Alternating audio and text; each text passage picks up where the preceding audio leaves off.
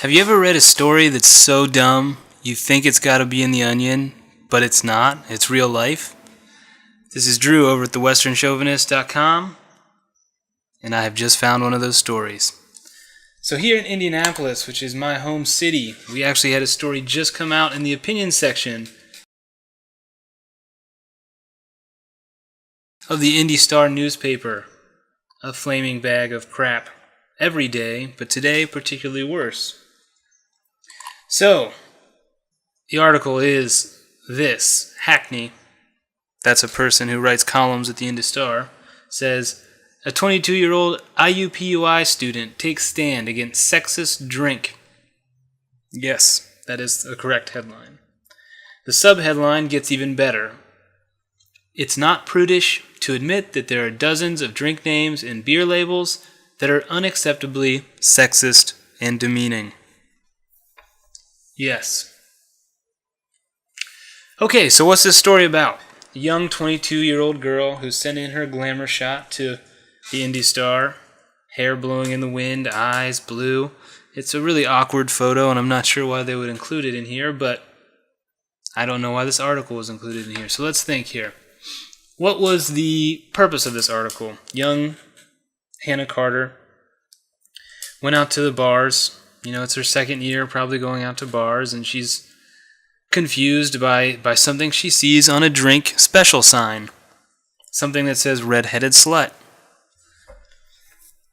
For anybody who's been to a bar in the last, 50 years, you probably had a red-headed slut. They're Jägermeister and some other stuff that, people like to drink, and it's red. It's red, it's peppy, and it gets around, so it's a slut. So anyway, she goes up and she asks the bartender, do you guys realize that it says slut on your board? Bartender blew her off because the bartender is a sane person, and this girl is clearly not a sane person. But she did get in the newspaper, so what do I know? So anyway, she left the establishment because how can you possibly spend money in an establishment that talks about drinks like they're sluts? That's clearly unacceptable behavior, so she moved on with her night, but could not let it go when she got home. She got home, and she just decided to take the battle to the next level, where she actually wrote a letter to the establishment. Howl at the Moon is the name of the establishment, and she said, what did she say? While I know the intentions of this name were more than likely not to hurt or come off sexist towards women, or even men, the embedded meaning behind the term slut is shaming women on their sexuality. Okay. So I guess this is how this game goes. You can't say slut, which means a person, usually a woman, who has sex with many men.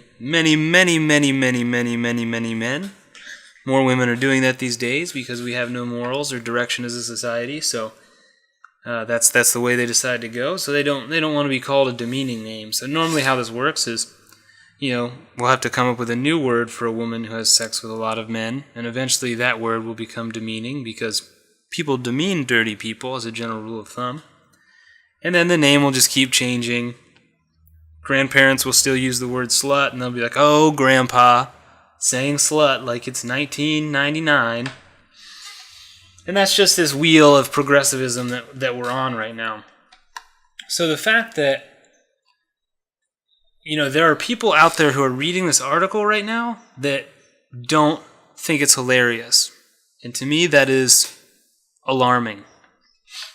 So I don't know. What do we do with stuff like this? It's really a bizarre universe. Drinking is supposed to be kind of drinking in the bar is kind of this world of debauchery, tongue-in-cheek humor, and that's what bars are. That's where you go to let loose and let go of the social norms you've been holding on to at a long day of work. If you can't let go at the bar, you can't let go anywhere. And people are going to start going postal. Oh, wait, they already are. People are going to go postal even more than they are now. because that's what all this repression leads to. Look at, the Middle East. Everyone's a terrorist there because nobody can do everything. So this is a rocky road we're heading down, guys. So anyway, I just had to weigh in on that. It's ridiculous. Please go to the comments at the Indy Star and let them know how ridiculous you think this is. WesternChauvinist.com